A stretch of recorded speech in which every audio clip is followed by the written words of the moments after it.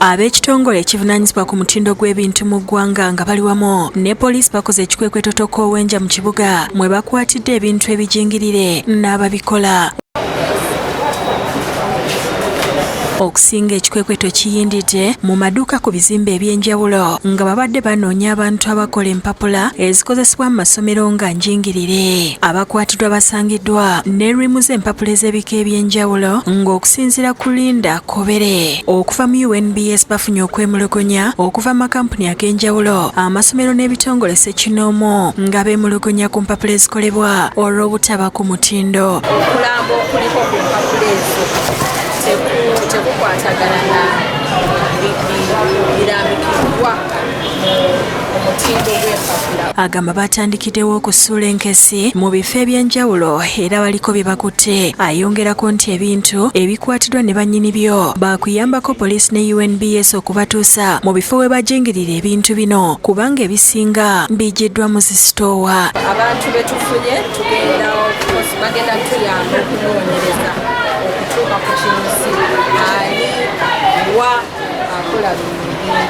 Ekyewuunyisa kwe kuba nti abakwatiddwa basangiddwa mu maduuka nga batunda ebintu birala ku ebyo bye batereka mu sitoowa zaabwe. Samuel Osenyo nga mwesigwa kitunzi wa Ggwanga.Aba agamba nti babadde bafiirizibwa ssente nnyingi olw'obufere buno.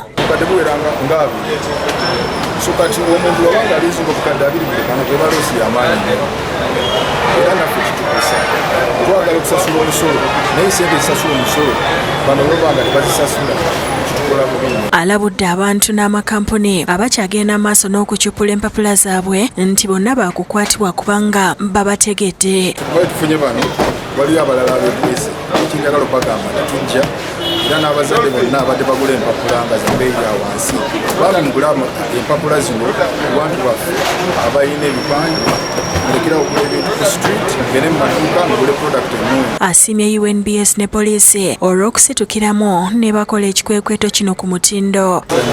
Uganda Police, Uganda National Bureau of Standards, and also other informants that have helped us make sure to bino we bijjidde nga abayizi bazayo olunaku olw'eggulo ku masomero okutandika olusoma olusooka olw'omwaka guno kyokka nga ne ssentebe wa Kasiita Thaddeus Musoke Nagenda yategeezezza olunaku olw'eggulo nga bw'azaafuna okwemulugunya okuva mu bantu ab'enjawulo ku bintu ebicupulwa ebitundibwa naddala mu kiseera kino eky'okudda ku ssomero. Tufunye nnyo lipooti ez'enjawulo ng'ogula kariimu baakatoddeko empapula tekawera muzadde aguzo. William Buyondo yakusakidde ekkulire lino ku Bukedde TV.